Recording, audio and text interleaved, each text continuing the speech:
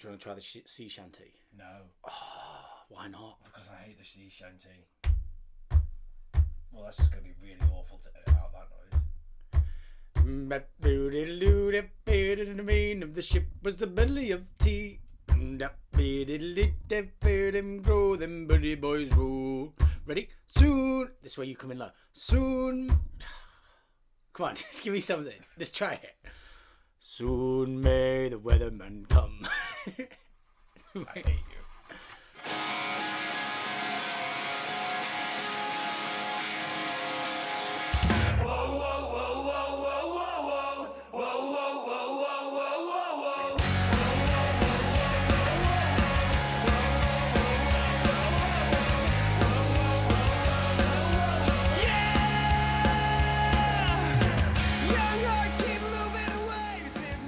Hey up everyone, and welcome to the Porra Podcast. My name's Will, and with me as ever is Eddy, the helter to my skelter. Manson? Yes. Yeah. I'm already giggling anyway because we've just been singing sea shanties and Will wouldn't care to admit it, but we have. I'm deleting all evidence of the she shanties. I can't say that fucking... She shanties. Helter skelter, helter skelter. Yeah, fine. You're not dissing me here, right? You're just No, not really. quoting Manson. I just finished the Manson in his own words book, and I was Manson on the brain. How fucked up is he? He is strange.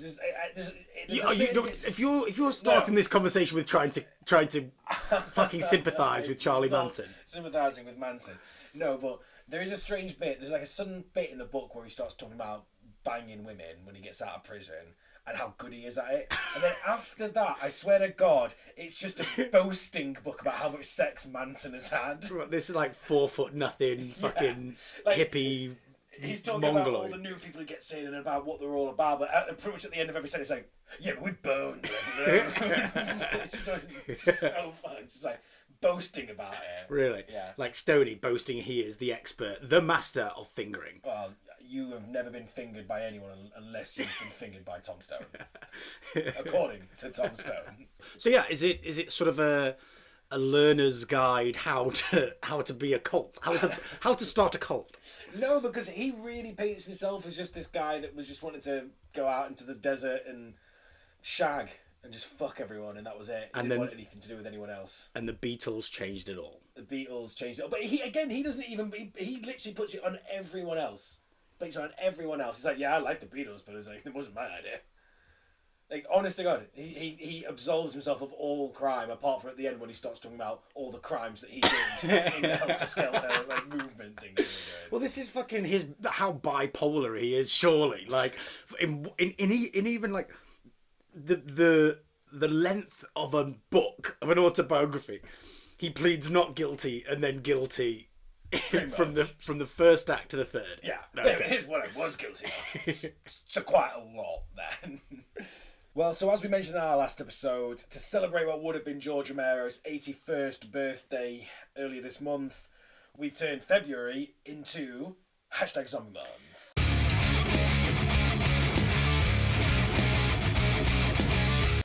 #Zombie Month. Oh my God, I am so fucking pumped for Zombie Month right now. Woo! Do you know what? So am I. You actually? Dude, I told you I love zombie films. It's fucking... I have been listening to nothing but Send More Paramedics for the fucking last week. Loving it. Love that little plug. I've been counting down the days for Zombie Month since you announced it 7 days ago. I'm pumped, man. I can't believe it. I thought you hated all zombie films. Sorry, all horror films. I don't know. I don't know why it is. I've never really seen zombie films as horror films. And no, I don't get scared at zombie films at all. Do you know why? Why? I love the...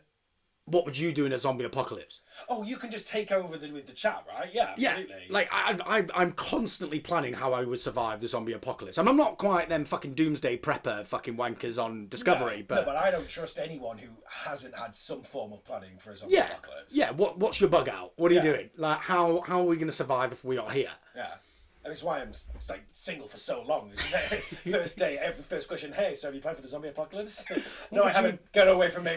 What would you do? That's not good. It's not good for you. Vegan, are you? Oh shit. Might not survive the zombie apocalypse.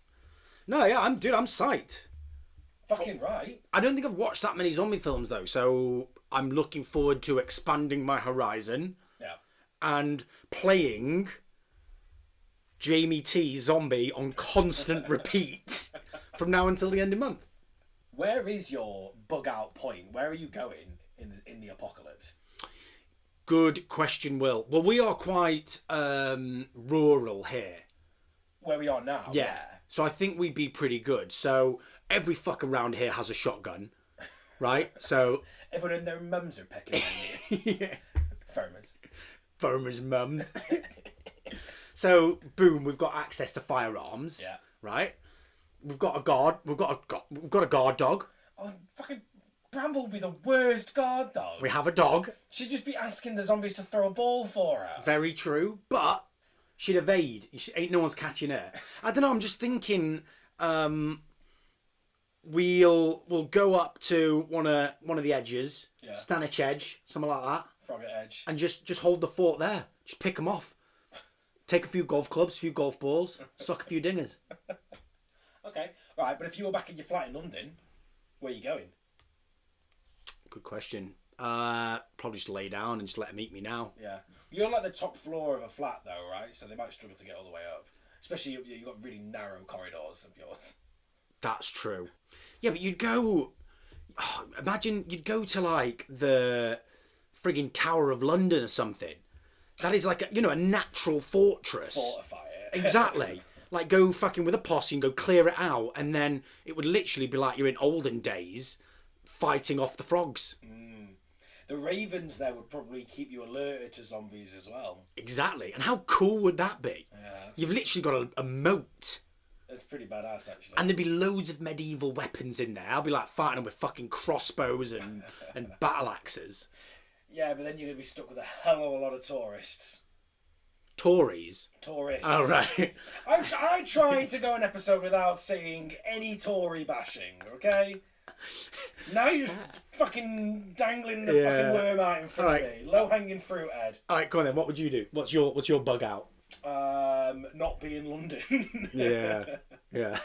I don't know, like, I am in a very dense area. I don't think there's anywhere good around me to go, but... You'd get on the canalways. Like, get on the water. Like, they ain't good with water. Just get on one. Just rob yourself. The land of the dead zombies. Well, yeah, but it'll take them a while. Get yourself on a canal boat. Yeah. And meander down the river. That's a good with call. like poked sticks. Poked sticks. Yeah. Okay. Sticks with points. But I do live with someone who works for the NHS, so that would come in big handy. That would. I'd be good with that. Yeah. And I live with someone who works for the government as well, so we could create the new society, all three of us. Are you just gonna fuck them both? No, I'm providing the new world with podcast entertainment. Brilliant. Yeah, without me, you're nothing though. Would you have me on as a guest, as a zombie? Brains. You live near the zoo as well. I do live near the zoo. You could train an army of penguins. Wild dogs and penguins. Yeah. Is there like what's like the most? It's the lions there, isn't there? There are lions there. Yeah. I ain't training them. Why not? I don't think I'd fare well. You don't have to train them. Just let them loose. Well, we digress. Just make a. I said we digress. Make a quiet pact with the leader to not eat you. If they can eat all the zombies they want, and then boom, let them loose. Imagine that, just having like a couple of lions on leashes. Yeah. Just like, whatever. Go. What's the line called in the Lion Witch in the Wardrobe? Aslan? Go Aslan. Is it Aslan? Maybe. I feel like that's a local kebab shop around the corner for me as well. Right, so seeing as it is #Zombie Month. #Zombie Month. This week's homework was to watch George Romero's original 1968 film Night of the Living Dead. So, Ed, how'd you find it?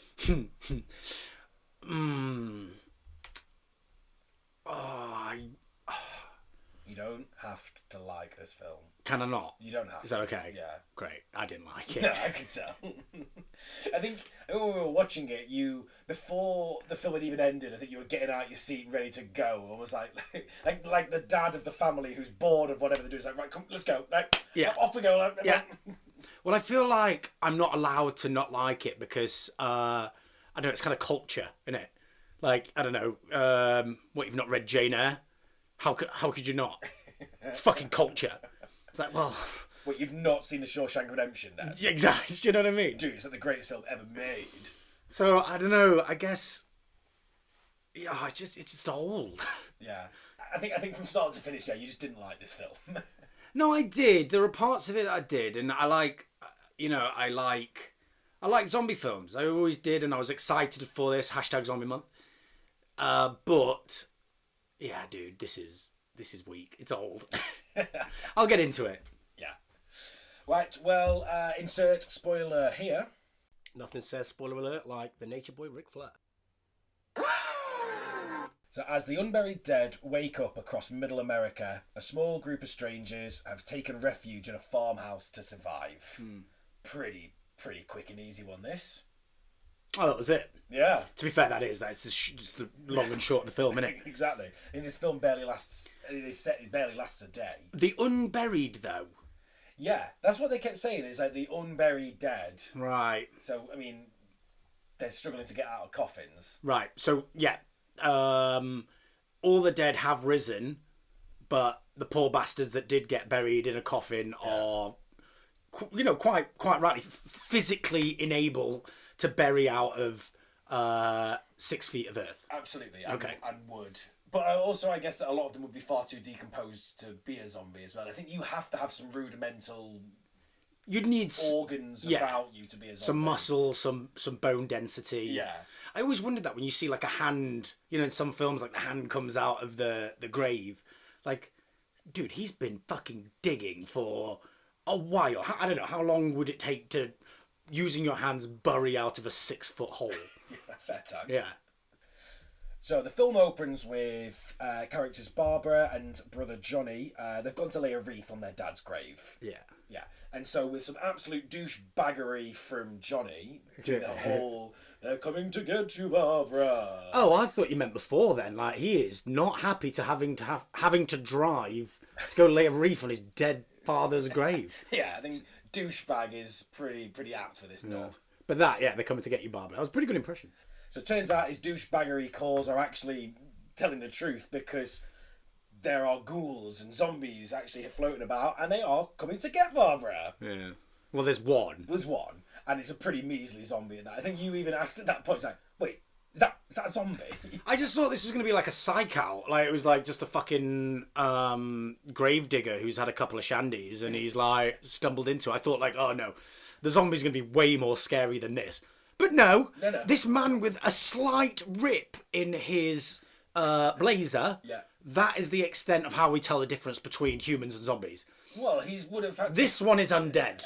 He's got a rip in his shoulder. Yeah, his shirt is untucked and a slight rip. And because it's black and white, it's like, you can't see the colour in their face, or the... I don't know, the scars or the boils or whatever they may have on their face that indicate that, yep, he did. Yeah, or, the half decomposition of certain body parts. Exactly. It just looked like another bloke, and it didn't, I wasn't overly scared, I'm not going to lie. Didn't do anything for you. And this was broad daylight, right? Yeah, absolutely. Well, I mean, who lays a wreath on a grave at midnight? Yeah, well, exactly. Goths. I would like to see this film in colour, because I think it would have been even less scary in colour. Probably. Well, so on Amazon Prime, where we watched this, thank you, Jeff Bezos, there's an alternate version where they have colour dates.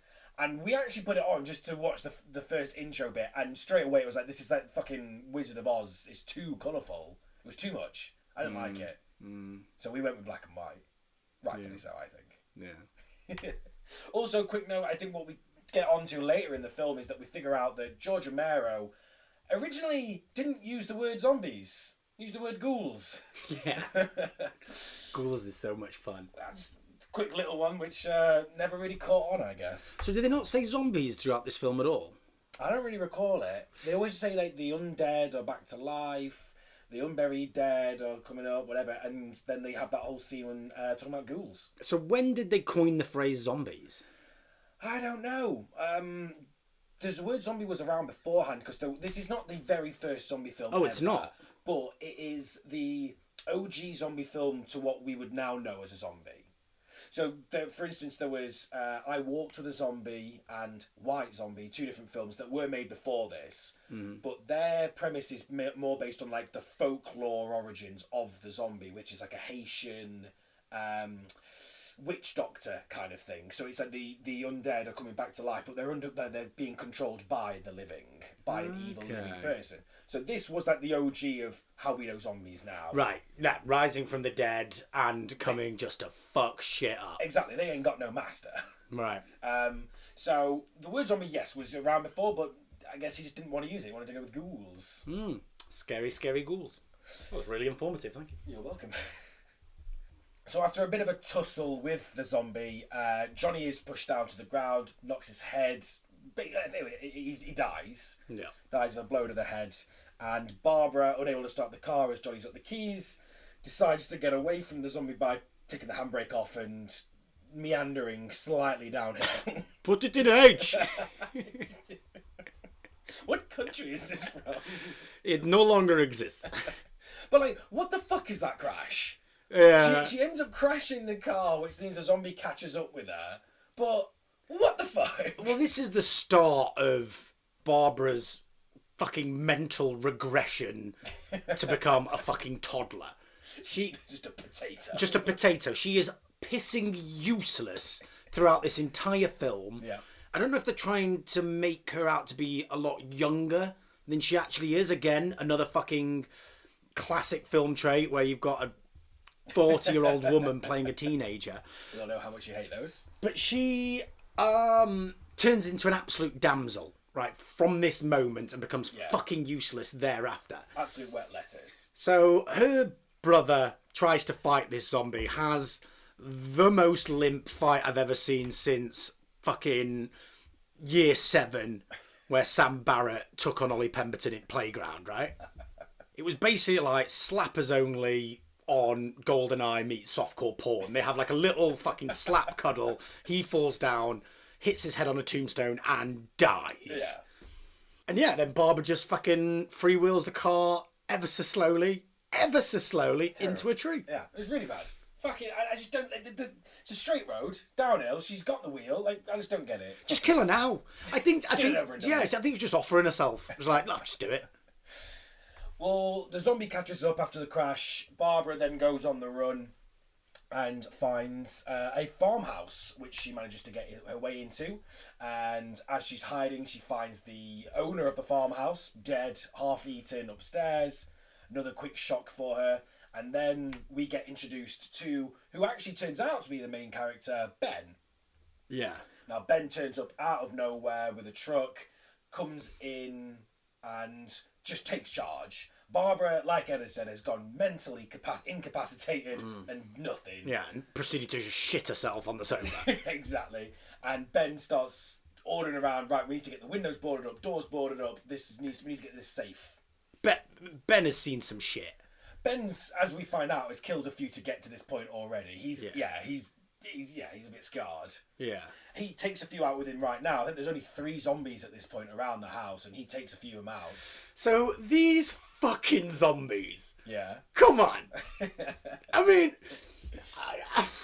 I don't know what I'm picturing, because they like loads of zombie films picture zombies as in different ways, like how capable they are, how fast they are, how aggressive they are. But these fucking things. Yeah. They just look like mongs, like on pills at like 5 o'clock in the morning, you know? They're just aimlessly wandering with gurn face. I definitely saw one in a toga, I swear to God. Yeah. He's not a zombie, he's just off his box. The thing is though, like, you're right, they seem so non-scary and non-threatening, yet I think more so in this than most other zombie films. They're actually smarter in this. You know, one zombie has already picked up a brick. Yeah, they're using tools. Exactly. They're basic level chimpanzees at the moment. And some fish. I saw it on Attenborough the other day. Fish have learnt to use tools. Some fish use tools. Someone that digs and makes little volcano-y things, right? Exactly. Yeah. No, but I think it does get scarier as it goes on. Because right now, I'm fucking laughing. This is ridiculous. Yeah. Like, I could, no problem, walk out there, take out those 3 zombies and not even run home. I could... I wouldn't even have to power walk. And this is another thing. So when Barbara is running to the house, sprinting, screaming, and then looking back, and no, the zombie is still miles away, and you are, in fact, getting further away. It's fine. Like, not like, I don't know, some films where the killer keeps getting closer and closer and closer. Yeah. It's like, no, you have fully outrun the zombie. You're fine. So you see it does get scarier later when they come in numbers, and that's the whole fear factor. I've been overwhelmed. Totally. But when there's like 3 of them and he's shitted himself to board up all the windows, like, mate, just go out there with a fucking, I don't know, a piece of wood with a nail on it. You've got him. Would have been longer reach than what he had with the tire iron, so it probably would have been better. Yeah, that's true. So Ben explains his story about how he's gotten to this point, and what I found funny is that when he allows Barbara to tell her story, he gets so bored so quickly. He's shaking his head like, I can't be arsed to listen to this bitch. Fucking hell. Like, blah, blah, blah. Women never stop, eh? Like, there was a point of that. Is like, you've given your life story, and the second she starts talking. Men, Shut up. So at the end of this, Barbara starts getting over the top. She gets hysterical. And Ben knocks her out, gives her a right good right-hand hook. Yeah, he uses his ring hand, doesn't he? Yeah. Yeah, I love that. It's like, you know, the answer in all 50s and 60s film for hysterical women. Just give them a slap. Just give him a big old slap. Slap round the face, sort them right out. Slap you. So Ben turns on the radio, and something that's actually quite cool about this film, which I haven't seen really done properly since, is that the radio and then later on the TV are constantly playing in the background of this film. I don't know if you really notice it every now and again because there's obviously other bits to keep your attention, but they've done really well with that. Just a constant noise of someone talking, a reporter. Did you notice this? No, I didn't. But I find with this film and a lot of old films, there is so little dialogue. And I think you explained it to me. Yeah. That... I mean, a lot of older films that didn't have the budget would choose to have less dialogue because there was less chance they'd have to pay for redos or voiceovers and things like that. Yeah. So limit the amount of dialogue. Because it was awkward, the lack of dialogue. Like, say something. There's something in here with me. Yeah. Please do now explain who you are, what are you doing here. But yeah, maybe that's a reason for it. Maybe because they had that continuity then, so it's not so quiet of true. the radio in the Just background. keeping some background noise, absolutely. So in his wanderings, Ben finds a shotgun hidden in a cabinet, but somehow seems to miss the glaringly obvious cellar door. It's not really hidden, it's just behind another door, from which we get our next load of characters. We meet Tom and Harry. They end up coming out and give some bullshit reason for why they've not come out until now, and explain that their families are also downstairs. So we've got Tom's Mrs. Judy, and then Harry's family, his wife Helen, and his daughter Karen. Harry's the arsehole, right? Harry is an absolute helmet. Okay. Yes. Yep. And Tom's the young, teenage, helpful guy. Worst actor ever. I mean, yeah, he's not great. I don't know if standards were lower back then, but wow. It's like literally they just rounded this kid up 2 minutes before, and he's reading the script from the palm of his hand. Can you tell I'm reading? Yes. There's a cellar down. Yeah, he tried hard, but you know. God loves a try. Yeah. His wife was fit though. Judy. Yeah. Big fan. Big fan of Judy, are you? Yeah, big fan. Is that just because she was the only looker in the bunch? Yes. So Harry just fucking loves this cellar, right? It's all he fucking wants is to get back down in the cellar. I mean, granted, he does have a critically ill child down there. Yeah. but he just won't stop going on about it. And it just, like, inappropriately. Like, no one even mentioned the cellar buddy. What? Who said anything about a cellar? No one, sir. Don't you bash my cellar. So once again, nobody mentioned the cellar. What my cellar? What you do about in the cellar? Everybody to the cellar. Like, yeah, it was just very overly confrontational, wasn't he? Yeah, very much so. He wanted to be the big dick on campus, but, you know, we all clearly see that he's got the tiny dick. Probably a racial thing as well, going here. I was like, it was everything but, like attacking Ben without saying any racial slurs, Yeah, basically. absolutely. Very much so. I think we will definitely be getting into that a little bit later. It's a great spot. So they upgrade from the radio to the TV. Now we've got an actual news reporter in the newsroom who explained that the unburied dead are coming back to life, blah, blah, blah, and they list off areas of safe zones. Get to here, you'll get help from the National Guard, blah, blah, blah. And some very strange interview with some scientists. Yeah. Reporters trying to get the word on the Uranus shuttle, I think it was. Yeah, okay. Yeah, that was a bit of a miss. I thought these sections were pretty cool, actually. I like the fact that they're getting this constant feed from news reporters of intel that they're getting in. So you learn the story a little bit more as it goes. You know, they're telling them what they are, what's happening, and then they go on to tell them that how you should kill them, what you need to do to dispose of them. I think that's quite clever how they do it. But this bit's a bit of a miss. The reason why, because a satellite had just come back. The Uranus satellites. Uranus. I think it was Uranus. A satellite basically coming back and radiation poisoning, I think is what they're putting the blame down onto. Yeah. Right. That's why everybody is now monged off the face on pills. Yeah. So the plan of escape is they want to get the truck out the front, they want to get to the petrol pump, fill it up, and get everyone out to the National Guard to the safe zone. So they make some Molotov cocktails that they're going to use as distraction. But hang on, but all the old fucker wants to do is get back into his fucking basement. He just wants to get back to the cellar. Why is no one going down the cellar with me? So it's decided that Harry, the cellar man, is going to throw the Molotov cocktails, distract, whilst Ben and Tom are going to get in the truck, go fill it with petrol, and all the women are just going to stay in the cellar. Yeah. Yeah. So everything starts going off fine. The Molotov cocktails are doing their job. But as they're going out, Judy, Tom's missus, runs up and doesn't want to go down the cellar. She wants to stay with Tom. Yeah. So she hops in the van, into the truck. And they actually managed to get up to the petrol pump. Where they, very stupidly, shoot the lock off it. Yeah. But that wasn't the problem. That wasn't the issue. You know, firing a gun directly at a petrol pump, that works fine. Yeah, absolutely. And as they try and fill it up, petrol starts going absolutely fucking everywhere and sets alight. Wait, no, but hang on. He's got a torch, so he's holding. Yes. He's holding a. Ben's holding a homemade torch. Yeah, to try and keep the zombies at bay. Yes. So there's this real comical moment where this fucking idiot gets the petrol pump up and accidentally pushes it down before it goes in and squirts Ben's arm, squirts the car, and then just everything engulfs. I'm like, oh, jolly mister, I didn't mean to do that. Like this fucking bumbling young idiot. There's like, damn it, you fool. There was something very Robin-esque about him. Good one on that.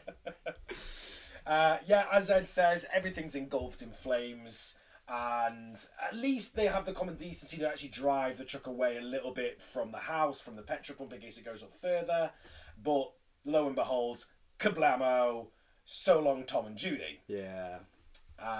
Ben manages to escape and gets back down to the house. Yeah. Where he's locked out, he's trying to bang the door back to get in, but Harry's having none of it. And this is where we get the classic horror zombie film trope, at least, where there's always one wimp. Right, there's always one douchebag that's... it doesn't come to the plate. Exactly. Yeah. But Ben still manages to break his way in and, well, beats the shit out of Harry for not letting him in. So firstly, right, the young couple, Tom and Judy. Not a bad way to go, all things considered, in a zombie apocalypse, right? Quick death. Quick death. Yeah. Explosion. And what I like about this is the zombies all then huddle round the car, Yeah. smell of flesh, boom, bit of barbecue. Absolutely. They are like, fucking hey, this is great. They get like cooked wings and legs and all sorts. Yeah. Yeah. I mean, you can't knock that. Do you think they really care, though? They just want meat. I mean, imagine it comes off the bone a bit easier. I don't know. I don't think beggars can be choosers when it comes to zombies, but I'm sure if you put a nice grilled T-bone steak and, I don't know, a runny piece of pancreas side by side, they're going for that steak all day. I found this part difficult being black and white as well when the zombies were then eating Tom and Judy when they'd got themselves over, got themselves a bit of barbecue, they've got their 40 ounce, they sat down on the grass now, Just cotching it, and they coming down start off the pill. yeah, got the fucking munchies real bad. Do you know what I mean? They're eating, and I'm like, oh, I can't really see what they're doing. If that was like a heart or a lung or like a muscle or something, that would have been scary, or blood dripping. But it's just like, I don't know, what is he just? So the effect is kind of lost then. Yeah, I get what you're saying. I think just looks like he's eating a Rustler's burger. it may well have been, but I guess we covered this a little bit when we watched the original Evil Dead film. That, you know, put yourself in the mindset of someone in 1968 watching that. You know, they're horrified. They're flying backwards off their seat. Like, Really? yeah, absolutely. I just don't get it. Like, so because we're so desensitized to it now. Absolutely. Imagine what they would have done if they'd have put a fucking Saw film back in the fucking 60s, 70s, whatever, and showed it people then. People would be dying. I would. Oh my god, that would be brilliant. Do you remember, like, people passed out? There was, like, huge reports, fucking countrywide, of people passing out watching The Exorcist in the cinema when it was released. I would be one of them now. Okay. That's just scary. But this, how is this? Come off it. People weren't scared of this. I would imagine they would have been. These are hardened folk that have lived through world wars, right? And you're telling me they're fucking shitting their pants at some mongoloid, like, walking at a snail's pace while staring at the moon. There's a difference in it. It's like the fear of the unknown. They've not seen a zombie before. They don't know what the fuck's going on. So we get the calm before the storm here. With the characters are all sitting around. They're discussing. I think the main point to bring up is that Ben asks how Karen got ill or what's up with Karen, which is when we find out that Karen has been bitten by one of these things. Karen's the kids. Harry and Helen's kid. Yeah, down in Harry's beloved cellar. Oh, the goddamn cellar! Honestly, when do they have the clip where he goes back down to the cellar for a smoke? In a bit. Okay. Well, no, I think it is in this moment. Our favourite scene. I'll show him. They'll see. He's down in the cellar, like having just like a classic bicker with his wife during a world pandemic of flesh-eating zombies upstairs, and he's having just a domestic because no one's taking my cellar cereal. Cereal, guys. I was surprised there wasn't more woman beating in this because it definitely like he wanted to hit his wife. Oh yeah. But his wife gave off feisty vibes, though. I think his wife gave off the vibes of like, I am so sick of this marriage. Yeah. But damn it, you know, I'm in too deep right now. I might as well stay with him. Stay together for the kids. Yeah. There was no love there, was there? Oh hell no. I love this. There is no reason for this plot. But we're like diagnosing their love relationship. We're doing couples therapy for Harry and Helen. Guys, have you mixed it up? You know, when was the last time you just went out and did something different? Leave the kid at home in the cellar and go out and enjoy yourself. Maybe go roller skating. I don't know. What do people do in 68? What made you fall in love with each other? Our love of cellars. Well, you see, Helen's dad was in the cellar business. And maybe that's the problem. Maybe it's like, you know, that love has turned into a labour of love now because they're stuck in the cellar, you know? Am I making sense? I see what you've done there. You'd be a good couples therapeutic person. I just think if they lived a little bit longer, they'd sort of realise, like, you know, come on, why are we fighting? This is what brought us together. I love you, honey. Before they get eaten by their daughter. Yes. Spoiler alert. Oh shit, they do actually, don't they? So, as they see on the TV now, we've got a posse We've got an actual posse of people walking around, part sheriffs, part locals, shooting the zombies, trying to help everyone. Yeah, and these guys give zero fucks. Oh, Like, yeah, these are rednecks. Like. but this is exactly how it is. This guy's like, it's no big deal. Yeah. Like, I've been cow tipping that was trickier. Like, I've got a couple of fucking hicks. I've given them guns and we're going around town to town clearing out this zombie crisis. It's like, they are literally fucking morons.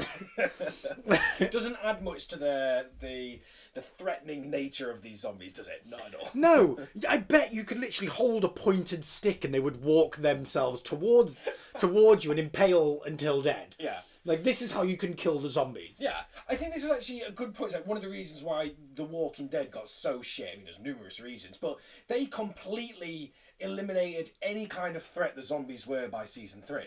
The zombies were literally could be killed by someone standing on their head because they were so decaying. Yeah. That they stopped being an issue. Yeah. It was like, you've ruined it. You've written yourself into a hole. Like, it's buggered. Yeah, because you need to be scared of the zombies. Yes. I need to fear them, and there is nothing in this film that made me scared. And proved it by this group of hick rednecks that were cool as a cucumber. It's like, time to give an interview to fucking BBC One. Like, oh yeah, man, I've got all the time you need. You know, I've got a fucking group of zombies walking towards me now, but we got time. Well, it's fine. They're nothing. And I don't know if you noticed this, but all I could see in the reporter that was doing the bit to camera, who were interviewing the Reddit, Jordan Klepper. Yeah, I did see a little bit of it. He looked the absolute spitting image of Klepper. So, like, at any moment he was about to ask some really condescending questions to Trump fans. Just absolutely spin his own argument on his own head. Yeah. You. So you're here to kill zombies. So at this point, we kind of start moving towards the final showdown. The zombie horde has gathered outside the house. There is a fair fucking number of them now, and they start breaking their way in. So whilst trying to keep the boards up, Ben drops the gun, to which Harry then sees his opportunity, runs to the gun to try and take control of the whole thing and probably just get everyone back down to the cellar. Yeah. Yeah. I know what'd make my cellar better. A gun. But in a tussle, Ben wins and fucking just no apologies, shoots Harry right in the gut. Oh, he does, doesn't he? He does. That's when Harry starts meandering slowly back down to his beloved cellar and to his daughter Karen. Barbara, we haven't spoken about Barbara for a while, rightfully so, but she finally snaps out of this fucking daze trance that she's been in, whilst Helen is screaming for help while holding some barricades up. And she actually helps. She actually does something good. Barbara comes up and helps hold the boards up so that Helen can bugger off this time. Uh-huh. And this is the bit where there's loads of them outside now, and all the hands are coming through. That's all it was missing. This scene, just them shouting, "Brains, brains!" Like the Simpsons episode where Bart and Homer put their hands through. I think they're like pretending they have leprosy or something. They put their hand through Flanders letterbox. Brains. Use your brains to help us. So Helen goes downstairs to the cellar where she sees their daughter Karen has reanimated and is currently eating the remains of her husband Harry on the floor. Yeah, gnawed his arm off, right? Yeah, she's just kind of gnawing away. Did Harry die from the gun wound, or did then? You don't actually see. Harry stumbles downstairs, and I think you see Karen kind of sit up at that point, which is when we go flick back upstairs to the Helen and Barbara situation. Yeah, she's caught on a whiff of meat. Yes, exactly. Of blood. Fresh blood. Yeah. And she wants more. But the strange bit in this is that Karen, as an undead zombie, uses a trowel to repeatedly stab her mother. Yeah, why did this turn into a slasher film? I don't know. I guess, again, this being the kind of archetype for the modern zombie film, it didn't really have the full patterning yet. Right. There was a funnier bit to this though than just a zombie stabbing someone to death. It's the amount of time that it takes for her to get from point A to point B with the trowel to stab the mum. And it's one of those scenes where it pans to the mum, she's like, no! And then the daughter starts walking close, and then she's still, no! And it takes a good 5 seconds, like, until she finally gets to her. Just move! Like, get up! Get up and walk! She's incredibly slow. Punch her! Anything. But she doesn't, and she gets stabbed, and Gets a good stabbing, doesn't she? again, not a bad way to go. Well, repeatedly stabbed with a garden trowel. I better than being eaten alive. We come back upstairs, and the zombies are now fully breaking through. Yeah. And we see douchebag Johnny. Hey, Johnny's back. Barbara's brother They're comes. coming to get you, Barbara. That's quite good, actually. He comes through the door, which just throws Barbara back into her shock and awe again, where she's just doesn't know what the fuck to do. Yeah. And gets carried away. She gets carried off into the horde by Johnny. Yeah. To be eaten. Yeah. Now she goes out like a punk. She goes out like a punk. I thought they did this bit well. Yeah. I thought, I don't know, it's something a bit twisted, a bit, it's a bit sadder that it was her brother, because she almost let her guard down. Yeah. She'd snapped out of it, and she was no longer in flight. She was in fight mode. Yeah. But then seeing her brother, it made her relax a little bit, or let her emotions flood back, in which then she was enveloped. And I think a modern zombie film, you would then see her literally being ripped apart, her guts pulled out, blah, blah, blah. Yeah. Which I kind of would want to see a little bit. But just this sort of swarm of people then, until you could no longer see her. Yeah. Just lost in the sea of zombies. I think this is when the point, this is when the film gets a little bit scary. Okay. Because that eeriness of being entirely overwhelmed, Yeah. no matter how fucking slow or dumb or whatever they are, when you're talking 1,000 people Yeah.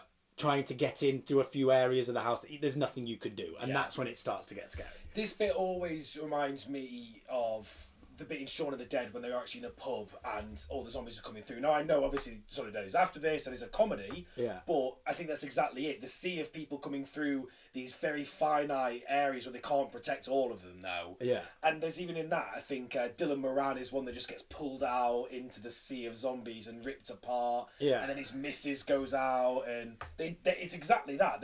They had probably the budget to show a bit more gore. Yeah, we don't have any budget. And there's no point, it's black and white. You're not going to fucking see blood.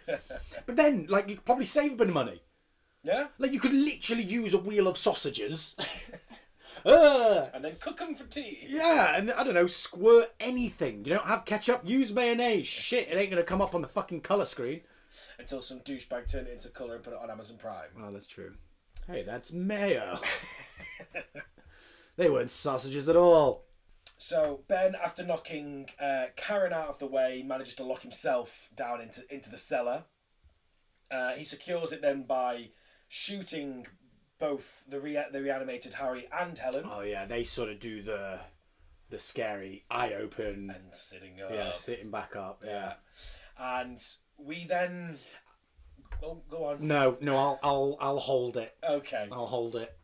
So Ben basically falls asleep. This is implied that this is now the next day, and starts hearing noises from outside, which turns out to be the posse that we saw on TV. The sheriff and his boys come in and clearing town. That have quite easily and simply, with a few guns, Yep. had no problem with the hordes of zombies. they're having fun with it. Oh, they're enjoying this. I like this. If you're in this situation, play with it. Have a bit of fun. Yeah. These things are dead. It's fine. No problem. Work on your hunting. No need to feel remorse. No, make a bit light of it. Yeah. Zombie kill of the week and all that, like how they do in Zombieland. Absolutely. You have to appreciate the little things. Well, they almost do in a weird way with what we're about to see. So Ben hears the noise, comes outside, or at least out of the cellar and into the main part of the room, to which one of the posse needs to earn his stripes to be part of it, and so the sheriff gives him, he's like, you get that one in the house, and boom. So abruptly, so just instantaneous, fucking Ben shot dead by the posse that were coming to arguably protect him, save him. The film then ends on a very somber, still images flicking over of them dragging the corpse of Ben and throwing him onto the fire. Yeah. Fucking... With those, like, grab hooks, those hooks. meat fucking hooks. Yeah. Pretty bad. Somber ending. Yes, but let me get into it a little bit. Yes, this posse has come and saved the day, but there were literally thousands of these zombies in the house when we last saw. Where did they all go? Did they just get bored and just fuck off? They were like, this house party's shit, mate. We're off. Like, you know what I mean? Like, did they cotton wind of, like, more living next door, so they just, like, slowly dispersed? They will have meandered away, and I think a lot of it's implied is that they've probably heard the gunshots of the posse come in, and zombies will be attracted to the noise. Maybe gone towards outside, because they are shooting a hell of a lot more outside than there were beforehand. So I'm assuming that some of them have dispersed, yes. Okay, fine. Secondly, Harry was fucking right. All Harry wanted to do was wait it out in the cellar. His goddamn cellar. His beautiful, lovely cellar. If they would have done that, they would have been fine. All of them. And you were made to believe throughout the film that this fucking crackpot arsehole doesn't know what he's talking about. He's going to put himself into a corner and kill them all when... Well, actually, if they would have all just gone to the cellar, taken the food, taken the radio, barricaded themselves in, they would have been all right. Maybe well have been okay. Yeah. Damn it. Debunked. Listen to the dickhead. So a lot of people have put theories to this film. I think I've read things about parallel with the Vietnam War and the zombies representing America's silent majority. But if you're going to put a meaning to the film, then it kind of has to be the glaringly obvious one, which is that of a racial matter. Okay.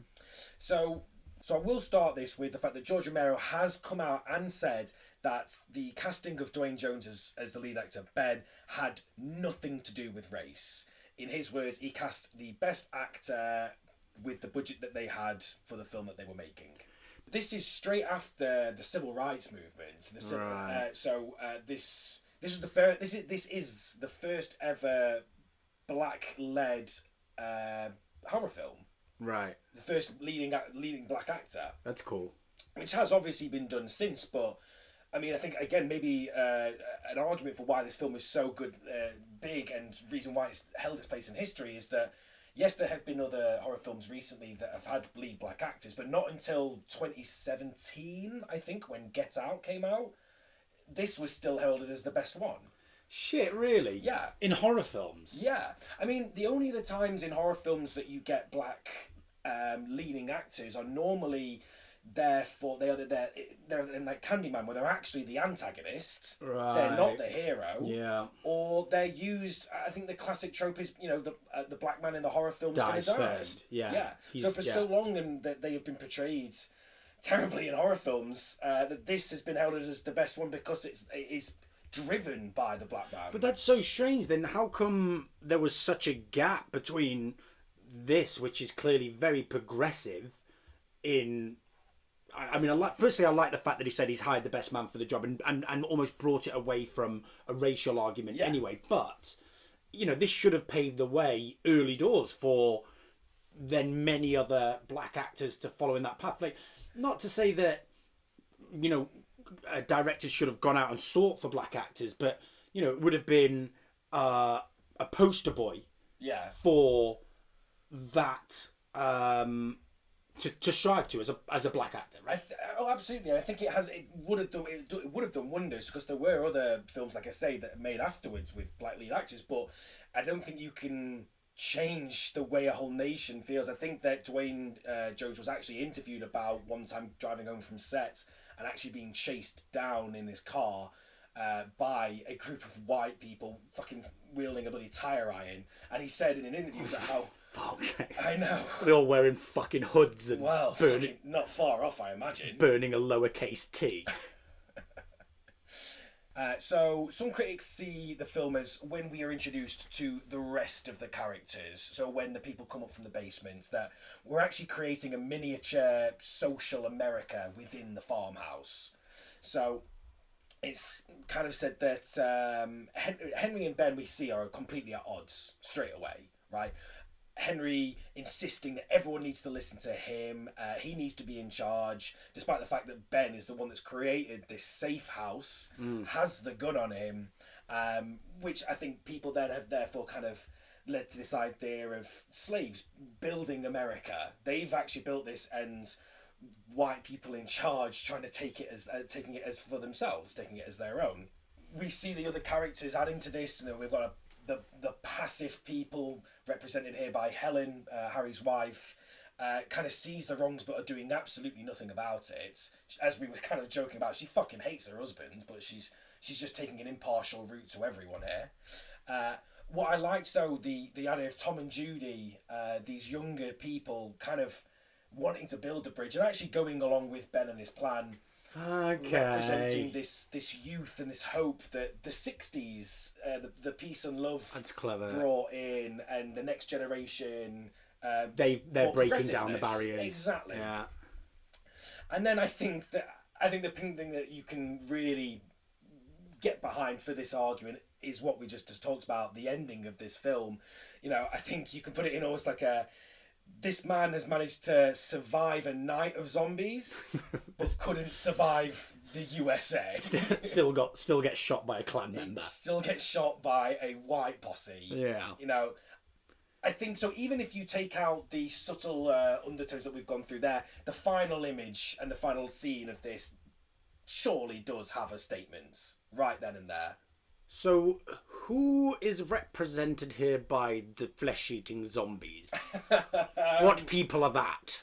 The flesh-eating zombies represents the Vietnam War. Right. I don't know, Ed. Right. I don't really know. I think it's just they're the catalyst for this whole amalgamation of this miniature social statement of America that's happening in the farmhouse. So there you go. There's your answer. The amalgamation of... brought to you by flesh-eating zombies. There we go. All right.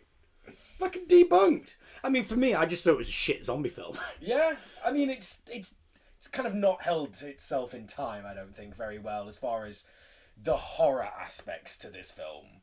But saying that, if this was the first time that it told this story of the dead rising to do nothing but fuck up the living, Yeah. I guess it's scary. You kind of would look twice at everybody, and maybe then that is scary. The fact that these guys the zombies didn't look like decomposing Yeah. dead people. Flesh eaters. Flesh eaters, you know, just like if you walked up to me with your shirt untucked and a ripped blazer, I'd be like, all right, buddy, smells a bit, but you know, I'm not going to sock him yet. It would take. Comes back to the first fucking zombie. Yeah, this fucking prick. It would have taken me a while to throw a punch. Like I would. Like, so what are you doing? What are you doing? Well, thank you for holding your punch ever so slightly at the man coming towards you. Well, you know, how much into your personal space would someone have to get before you threw a punch? It depends what he's doing in my personal space. Well, just meandering slowly towards you like this gentleman was. Considering I have seen the film It Follows, I probably would punch sooner rather than later. Okay. Right, so kicking hashtag zombie month off to a banging start. Yeah. Ed, Level 1. are you is that it? It's a 1. Is this a Disney princess? It's a fucking Disney. Come on. I was more scared of the spirits in Frozen 2 than I was in this. Or harks back to Disney. Well, any explanation furthering this, or Okay, I'm not giving this a 1 because of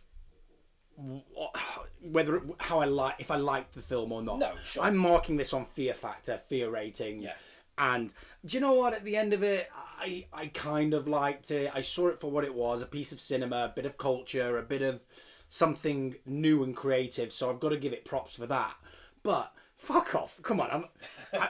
I'm not, I wasn't born in the 40s. Yep. I, unfortunately, my mind and my world has been exposed to violent terrors and social media and whatever that it is to be a millennial. So, no, I'm not afraid of some bloke with a ripped suit meandering towards me, impersonating the Vietnam War, or whatever the fuck you told me. I'm really lost. Yeah, no, it's okay. I gotcha. So, Night of the Living Dead, you are a Disney princess, especially that shit zombie at the very start. Yeah. So, next week, we are continuing #Zombie Month with somewhat of a continuation of the Night of the Living Dead storyline. And I'll explain why somewhat in next week's episode. Or we're just watching the same film again, but in colour. No, we're not. Okay. I'll explain why it's somewhat. Okay. But we are going to be watching the 1985 film Return of the Living Dead. 1985. Yes, we're jumping forward a couple of decades. Okay. I must say, as with the music taste of mine, this is probably the greatest soundtrack to a horror film. Okay. It's fucking badass. Okay. Well, I am excited. Yeah. I'm a little bit I'm a little bit downhearted, actually. I was super psyched for Zombie Month. Yeah. And I basically watched the first 20 minutes of The Wizard of Oz this week. And now I'm watching another 80s throwback where I'm going to have to see a lot of perms and bush next week. You'll see a lot of Mohicans. The thing is, what I said is that I think I'm trying to take a zombie film from... Because it itself is a own subgenre of horror. Yeah. It has even more genres within it. So I'm trying to take one from it all. I've taken the original, I've taken the OGs. This is a slightly more comedic one. This is, not quite on the level of Shaun of the Dead or, Brain Dead or whatever, some other ones, but this is still one of the comedic side of things. And then I'm going to bring it all home in the third week with, hopefully, a level 4 or a level 5. An actual scary zombie film. Okay. No, okay, fine. I like what you're doing. And plus, hopefully we get to see a bit more of a sweet, sweet 80s Bush, right? Oh, cannot be a bit of 80s Bush. Cannot be a bit of 80s Barbara Bush. Barbara Bush. I bet she had a massive bush. She definitely had a bush husband. Bush by name, Bush by nature. I wonder if they made jokes about it, Hey, we are the Bushes. Here's Bush in a bush. Here's Bush coming out of a bush. Damn it, this is Bushley. So, film 1 of #Zombie Month done, right? #Zombie Month. Yas Queen. Oh, is that going to start trending? We're talking about it's already trending, mate. Just in this house. Yeah, because we've used the hashtag twice. Please try. Let's try and get it going. If you like and share this, please use the hashtag Zombie Month. Yes. It's really going to take off. It's totally going for it. It's going through the roof. Grasp on now while you can, people. We're going to do it every year, right? If we're still going next year, damn right. #Zombie Month will continue next year. February is #Zombie Month. It is indeed. Okay, well, thank you so much. Thank you for listening. Tune in next week for some more #Zombie Month. #Zombie Month. Big thanks to Sendmore Paramedics for our special music features this week. Cheers for letting us use your track, guys. Big thanks to Gregson. Thank you, good friend. And thank you to Jarl. And thank you, Will. You're welcome. Thanks, Ed. Thank you. Nice one. Ta-ra. Oh, ta-ra. Fucking buggered that up. Fuck, do we have to redo it?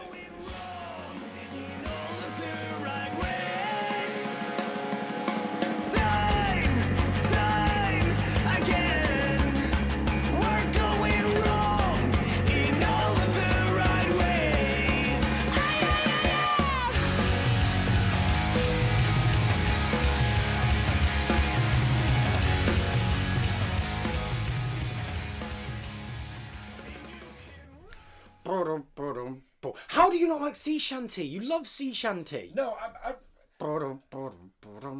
what the hell is that? That's not a sea shanty. Of course it is sea. It's like a pirate tune. Though. Where do pirates live? Somalia. See where you went with that.